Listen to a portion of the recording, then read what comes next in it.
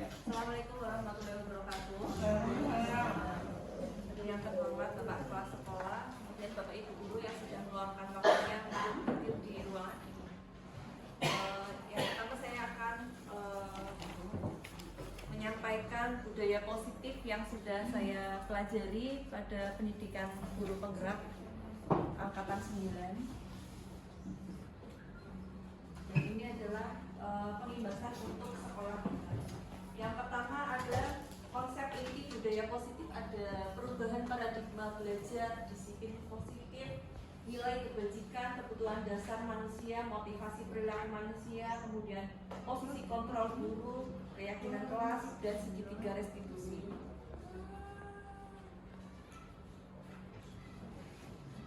Kemudian perubahan paradigma pembelajaran. Pembelajaran dengan paradigma baru merupakan pembelajaran yang dirancang berdasarkan prinsip pembelajaran berdiferensiasi, sehingga kebutuhan belajar para murid terpenuhi sesuai profil pelajar Pancasila. Kegiatan selanjutnya, saya minta Bapak Ibu Guru kepalan tangan. Berdiri. Ya, tidak enggak usah di situ saja. Kepalan tangan. Tangan mengepal atau kepalan tangan? Tangan mengepal. Di tangan panjenengan itu adalah sesuatu yang sangat berharga di hidup panjenengan. Bisa berupa anak jenengan, bisa berupa benda yang sangat berharga. Masa depan. Yang teman di sebelahnya itu mencoba untuk membuka kepalan tangan, untuk mengambil Hari Kebangkitan Nasional. mengambil sesuatu yang sangat berharga. 20 Mei. Bapak Ibu Guru, apakah akan diberikan sesuatu yang berharga itu untuk orang lain ataukah akan disimpan saja, akan terus dipendam? Bagaimana Bapak Ibu? Jika itu adalah sesuatu yang sangat berharga untuk panjenengan, tapi teman yang lain berusaha untuk mengambil. Mengambilnya karena terpaksa atau bagaimana? Ya dengan segala cara dipaksa, dengan segala cara berusaha membuka kepalanya. Kasar ya? Iya, Oh, kasar. kalau kasar nggak dikasihkan. Iya, dikasih ya. Harus selesai dulu baik-baik. Iya. Halus-halus juga susah dikasih ya. Harus dilakukan suka sama suka. Kadang terpaksa gitu. Apa ini? Jadi posisi kontrol itu ada pada Kok jadi kemana-mana? Di kontrol, jadi nggak ada yang bisa mengontrol kita. Sebenarnya kita nggak pernah ada yang bisa mengontrol kita. Yang mengontrol kita itu adalah diri kita sendiri. Orang lain tidak akan mampu mengontrol kita kecuali kesadaran diri kita sendiri. Begitu gitu Bapak Ibu. Akbar. Perubahan paradigma, miskonsepsi tentang teori kontrol. Yang pertama adalah ilusi. Ilusi bahwa guru mengontrol murid. Jadi hanya ilusi. Itu hanya semu. Kita sebenarnya tidak bisa mengontrol murid. Kemudian semua penguatan positif, efektif dan bermanfaat. Sebetulnya penguatan positif itu tidak bermanfaat untuk anak didik kita dan tidak pernah terjadi perasaan-perasaan dari anak didik kita itu merasa bahwa disiplin positif itu adalah sesuatu yang sebuah paksaan, hanya merasa dipaksa oleh kita. Sebenarnya itu belum terjadi oleh anak didik kita karena masih paksaan. Kemudian ilusi bahwa kritik dan membuat rasa bersalah mampu menguatkan karakter. Kritik dan membuat rasa bersalah itu sebetulnya adalah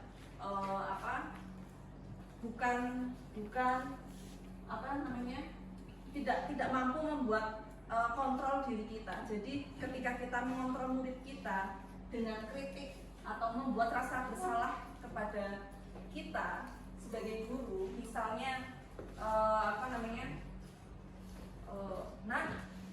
kamu itu terlambat, jadinya kamu nggak bisa mengikuti pembelajaran saya.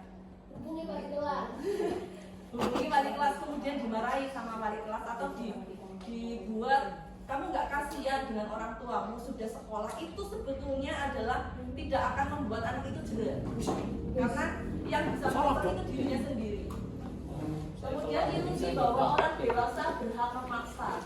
Ayo Pak, mendingan orang lebu aja Bapak. Jadi bagaimana cara? Sebetulnya Jadi kita akan melihat perubahan paradigma. Yang pertama adalah stimulus respons. Realitas kebutuhan kita itu sama. Tapi sebetulnya dalam teori Kira bisa kontrol, di-pause kok. realitas kebutuhan kita Play, itu boy. berbeda satu sama Anaknya lain. hiu apa orang pause. Kemudian semua orang melihat hal yang sama. Lagu ini Pada kan begitu. kenyataannya setiap Iya. orang memiliki gambaran yang Iya, Pak. berbeda. Fokusnya. Kemudian Udang. stimulus respon kita mencoba Iya, mengubah Pak. Dulu kan anak orang paus ya. agar berpandangan sama dengan kita. Menerani. Kita mencoba terus Melotot. agar semua orang itu pandangannya sama dengan kita. Tapi pada kenyataannya kita berusaha Memberikan kritik memahami tidak pandangan boleh. orang Kritik lain pisang tentang boleh. dunia itu yang Kritik sebenarnya pisang, kita kritik alami. singkong. Kemudian perilaku buruk dilihat sebagai suatu kesalahan. Seharusnya semua perilaku memiliki tujuan. Kemudian orang lain bisa mengontrol saya. Pada kenyataannya hanya Anda yang bisa mengontrol diri Anda. Saya bisa mengontrol orang lain. Anda tidak bisa mengontrol orang lain. Pemaksaan ada pada saat bujukan. Pemaksaan ada pada saat bujukan gagal. Yang seharusnya kolaborasi dan konsensus menciptakan pilihan-pilihan baru. Kemudian model berpikir menang atau kalah. Teori kontrol berpikir model tentang menang dan menang. Kemudian selanjutnya disiplin berasal dari kata disiplin ya, Bapak Ibu mungkin sudah paham. Disiplin positif merupakan salah satu cara penerapan disiplin yang bertujuan untuk menumbuhkan kesadaran serta memberdayakan peserta didik tanpa imbalan penghargaan, reward, ancaman maupun hukuman. Tujuannya yaitu menciptakan peserta didik yang memiliki disiplin diri yang mengacu pada nilai-nilai kebajikan universal dan memiliki motivasi intrinsik dalam perubahan perilaku yang lebih baik. Jadi kita menciptakan motivasi-motivasi dari dalam peserta didik kita. Ini adalah disiplin positif, menuntut anak bertanggung jawab serta menumbuhkan kesadaran diri dan nilai-nilai kebajikan. Kemudian melatih kontrol diri ke dalam hal positif. Kemudian membimbing murid agar memahami dan menyadari berdasar motivasi internal, bukan paksaan maupun ujian ataupun hukuman. Nilai-nilai kebajikan, nilai yang disepakati bersama terlepas dari suku, bangsa, agama, bahasa maupun latar belakangnya. Berdasarkan profil pelajar Pancasila, beriman dan bertakwa pada Tuhan Yang Maha Esa dan berakhlak mulia, berkebinekaan global, gotong royong, mandiri, kreatif dan bernalar kritis. Jika berdasarkan keterampilan hidup, yaitu dapat dipercaya, teguh, mendengar yang baik, menghargai orang lain, melakukan yang terbaik. Itu adalah nilai-nilai kebajikan. Kemudian perlu dipahami bahwa kebutuhan dasar manusia itu setiap orang harus dipenuhi tanpa terkecuali. Jika kebutuhan dasar manusia kurang dalam diri anak peserta didik kita, pasti akan terjadi kenakalan-kenakalan yang ingin kebutuhan dasarnya itu terpenuhi. Jadi jika salah satu kebutuhan dasar itu tidak terpenuhi, pasti anak akan melakukan pemenuhan tersebut. Yang pertama itu bertahan hidup, seperti makan, pakaian, tempat tinggal, kenyamanan, kesehatan. Kemudian yang kedua yang sering banget dialami oleh anak didik kita, kekurangan kasih sayang dan rasa diterima. Rasa diterima, dipedulikan, berbagi kerjasama, menjadi bagian dari kelompok itu hal yang sangat penting. Kemudian yang kedua penguasaan, harga diri, keinginan dianggap memimpin, prestasi didengar, kebebasan, mandiri, memiliki pilihan, mencoba hal baru, pengendalian. Kemudian kebutuhan dasar tentang kesenangan, bermain, humor, antusiasme, tertawa. Itu kebutuhan dasar anak yang paling banyak dibutuhkan ya, bermain. Tapi sampai kita dewasa pun kebutuhan dasar bermain, kesenangan masih dibutuhkan di Bapak Ibu. Ya. Kalau anak-anak bermain itu di dalam kelas bersama teman-teman ya. Tapi kalau kita bermainnya di rumah ya dengan suami istri. Bener? Bantu. Motivasi perilaku manusia. Ini adalah motivasi eksternal jika kita menerapkan aturan-aturan di sekolah kita tanpa adanya dari dalam diri peserta didik kita. Yang pertama, anak-anak itu termotivasi karena untuk menghindari ketidaknyamanan atau hukuman dari bapak ibu guru. Apa ki? Yang kedua, untuk mendapat imbalan dari bapak ibu guru ataupun ujian dari teman-temannya. atau Biasanya orang lain. suku-suku mengruang kebugaran. Motivasi internal, jika kita memotivasi anak kemudian terjadi motivasi internal itu untuk menjadi orang yang mereka inginkan dengan cara menghargai diri sendiri dengan nilai-nilai yang mereka percaya. Memunculkan motivasi internal dengan membiasakan anak memecahkan masalah sendiri hingga hukuman atau hadiah berlebih untuk meminimalisir motivasi eksternal dalam diri. Jadi kurangi hukuman dan hadiah untuk anak-anak kita. Dalam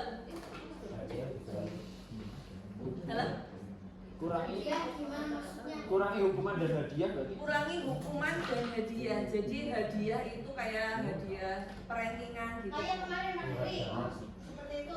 Nah, itu sebenarnya hukuman untuk anak. Ketika anak itu diberi hadiah, untuk teman-teman yang lain itu adalah sebuah hukuman. Oke. Jadi itu sangat bukan motivasi. Itu hanya motivasi sementara. Jadi itu bisa dilakukan atau jangan. Sebaiknya dikurangi Bu, bukan tidak memungkinkan untuk memotivasi anak dalam lomba-lomba, tapi kalau hadiah-hadiah yang bukan lomba yang terlalu serius gitu, kalau bisa dikurangi Bu, karena itu menghukum anak, menyakiti, betul, menyakiti perasaan yang lain. Motivasinya itu hanya sementara Kak, motivasinya ini. Bulan bahasanya tetap di kelas kan kadang-kadang Satu kita masih pertanyaan. Nah, terus misalkan kalau yang bisa menjawab kita kasih permen atau coklat, nah itu termasuk nggak boleh. Tidak boleh Bu. Kalau bisa itu dihindari. coklat nggak boleh, biru Misalkan boleh. kalau yang peringkat ya. Misalkan tebak-tebakan bisa nebak nih 5.000. Itu sih. Kalau kita Saya salah kasih dan kasih sering hadiah juga itu begitu. merupakan suatu hadiah. Ini 5.000 buat belinya ayam. Hukuman bagi yang lain hadiah. Maka iya betul. Bagi yang lain, Yang Bagi yang lompatannya lain itu paling jauh. hukuman. Jadi kenapa kita di kurikulum merdeka itu tidak boleh ada Lompatannya sedikit. perankingan? Itu salah satu alasannya. Karena apa namanya Belum itu di- ada termasuk hukuman. Nah kalau misalnya anak supaya merasa saya ini Tepuk tangan itu umpan balik. Dalam ribut Bu. Pada Kalau misalnya kalau misalkan ya anak kan merasa senang juga ketika saya mendapatkan nilai yang baik. Kemudian kalau misalkan kita memberi reward, alasan apa kok itu merupakan hukuman bagi yang lain, sehingga tidak boleh diperlakukan kita memberi hadiah kepada orang yang sudah berprestasi. betul. Jadi kalau misalnya kita memberikan hadiah kepada kepada anak itu tentu akan merasa senang kan Bu. Ya. Tapi itu akan bersifat sementara. Ketika itu nanti di luar atau hal-hal yang lain, anak itu sudah tidak termotivasi karena motivasinya hanya dari eksternal itu, dari luar, bukan dari dalam dirinya sendiri, tapi dari luar karena ada maunya, begitu Bu. Kemudian untuk yang lain itu motivasinya tidak ada karena menjadi down, mereka down karena merasa apa yang sudah saya kerjakan itu percuma karena toh dia yang menang begitu. Apakah betul seperti itu, ada rasa seperti itu loh ya? Ini seru. Karena kita selama ini kita memperlakukan anak bahwa reward yang diberikan kepada anak yang berprestasi itu diharapkan supaya yang lain saya pun pengen dapat. Saya pun pengen dapat sehingga termotivasi. Saya pengen seperti dia. Kalau yang selama ini kita tahunya seperti itu. Reward bagi seseorang itu justru akan memotivasi temannya lain supaya seperti yang makin ke sana. kalau yang selama ini kita pahami. Tapi kalau misalkan sekarang muncul teori baru kalau menurut saya hal yang asing dan itu sepertinya apa ya? Apakah itu memang istilahnya Berbanding begitu?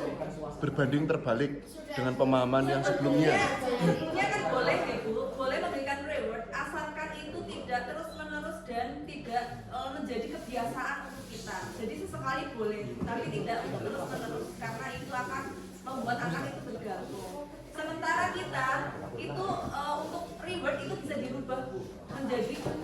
balik positif dari teman-teman. Misal umpan balik tersebut itu mampu membuat apa namanya itu yang tadi Bu, apa namanya ya?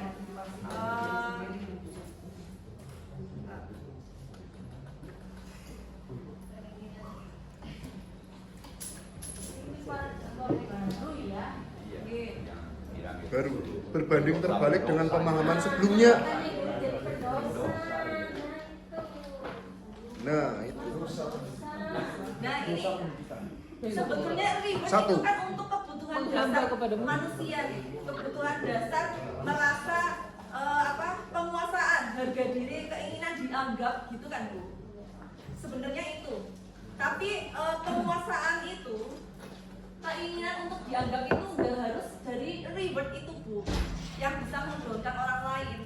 Jadi orang kalau kita merubahnya dengan umpan balik positif, pasti semua akan mendapatkan. Tapi jika itu reward itu hanya 1, 2, 3 misal. Tapi jika umpan balik positif itu bisa untuk semuanya, bisa untuk sahabat-sahabat kita gitu Bu. Jadi dirubah. Tapi bagaimana ada kompetisi kalau tidak ada reward? Gimana ada kompetisi? Iya, bagaimana kita bisa yang terbaik kalau semuanya itu mendapatkan, maaf ya, mendapatkan tadi itu respon positif kan. Sebenarnya kalau reward itu kan untuk bukan sebuah kompetisi. Menurut saya umpan balik positif itu hanya untuk anak-anak yang pengen jenisnya semuanya itu. dapat apa? Punya kesempatan Oke, bagus ya positif gitu ya. Bagusnya juga dapat. Tapi dari kesampingan juga dong gitu loh. Terus apa gunanya saya itu jadi yang terbaik di kelas ini?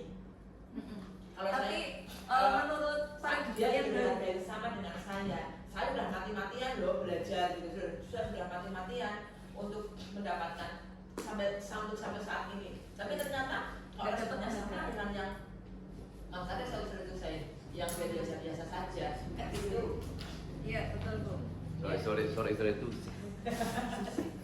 Jadi begini Bu. Sorry terakhir. Reward itu bisa dilaksanakan ketika itu 1 atau 2 kali saja Bu. Bukan untuk sering gitu, untuk sering dilakukan gitu. Sebenarnya boleh diperbolehkan. Iya betul. Bukan paradigma baru tidak melarang tapi mengurangi gitu Bu. Gitu. Sampai situ nggih Bu. Sudah. Pemerintah tidak ada ya Bu ya? Dalam Pemerintah tidak ada ya? tidak ada. Itu wali kelas? Bisa disampaikan Ini Tidak ada catatannya, tidak ada. wali kelas kadang cuma dimintai oleh wali murid. Silakan Itu dikonfrontir kalau memang boleh silakan. Tapi Wali murid minta bisa ya paham ya jelas ya. jelas. Tidak ada pemerintah. Tidak ada pemerintahan. Ini adalah gambaran Bapak Ibu. Jika kita melakukan hukuman itu contohnya itu tidak terencana. Murid tidak tahu apa yang akan terjadi, tidak dilibatkan dalam hukuman itu, dalam proses memilih hukumannya itu murid tidak dilibatkan. Bersifat satu arah, misal dari guru saja, bukan hukuman fisik atau psikis. Jadi anak tidak tahu ya akan mendapat hukuman apa. Kemudian konsekuensi, kalau konsekuensi berarti anak sudah tahu ya hukuman apa yang akan mereka dapatkan. Terencana atau disepakati sesuai peraturan, murid tetap dibuat tidak nyaman. Sikap guru selalu memonitor murid, jadi selalu dipantau oleh guru. Itu adalah konsekuensi. Hukuman itu yang mendadak. Kemudian restitusi, itu yang kita terapkan seharusnya, yaitu proses menciptakan kondisi bagi murid untuk memperbaiki kesalahan. Jadi prosesnya memperbaiki kesalahan mereka. Kita berikan kesempatan kedua untuk murid kita ketika melakukan kesalahan. Kemudian proses kolaboratif yang mengajarkan murid mencari solusi sendiri. Jadi ketika melakukan kesalahan, selain kita meminta murid untuk memperbaiki, bukan meminta, tapi menanyakan bagaimana cara kamu memperbaiki kesalahan kamu, seperti itu contohnya. Kemudian mengajarkan murid gimana solusinya menurut kamu setelah kamu melakukan kesalahan ini. Itu adalah restitusi. Ini adalah 5 fungsi kontrol. Yang teratas itu adalah manajer. Yang lain adalah pembuat rasa bersalah, sebagai teman, pemantau, dan pembina. Kontraposisi ideal guru itu adalah manajer. Guru berkomunikasi bersama murid, mempersilahkan murid menemukan solusi atas permasalahannya sendiri dan mempertanggungjawabkan perilakunya. Posisi manajer menjadikan murid sebagai manajer bagi dirinya sendiri, sehingga tercipta identitas positif atau berhasil pada diri murid. Keyakinan kelas. Guru sebagai manajer berperan mewujudkan terbentuknya keyakinan sekolah atau kelas dengan adanya kesepakatan antara guru dan murid. Keyakinan sekolah atau kelas menggunakan kalimat positif dan bersifat universal, mudah diingat, dipahami, dan diterapkan di lingkungan sekolah. Kemudian ini adalah segitiga restitusi yang akan kita terapkan untuk bimbingan dan konseling dan STP 2K. Seharusnya yang kita terapkan itu adalah bukan hukuman, namun segitiga restitusi untuk STP 2K dan untuk bimbingan dan konseling. Guru sebagai manajer menggunakan segitiga restitusi dalam menyelesaikan masalah. Contohnya, yang pertama adalah menstabilkan identitas. Seperti contohnya, berbuat salah itu manusiawi gitu. Menstabilkan identitas itu membuat anak tidak merasa bersalah. Jadi nggak apa-apa kamu itu melakukan kesalahan. Yang penting kamu itu jangan diulangi lagi ya.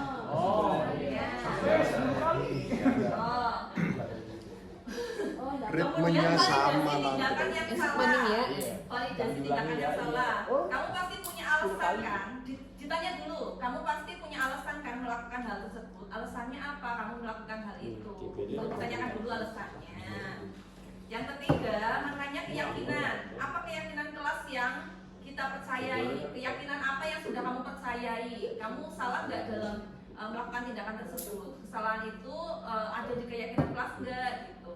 Kemudian mewujudkan anak yang bertanggung jawab dan mandiri. Setelah itu anak itu dituntut untuk mandiri dan bertanggung jawab atas tindakan yang sudah mereka lakukan saat melakukan kesalahan itu.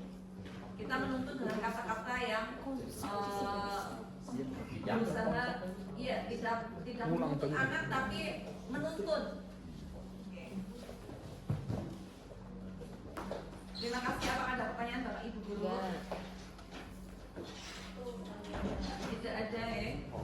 Jadi untuk semoga untuk tim STP 2K dan untuk bimbingan dan konseling nanti menerapkan segitiga restitusi, budaya positif, tidak mengontrol murid, tapi murid itu mengontrol dirinya sendiri. Gitu ya Bapak Ibu. Assalamualaikum warahmatullahi wabarakatuh.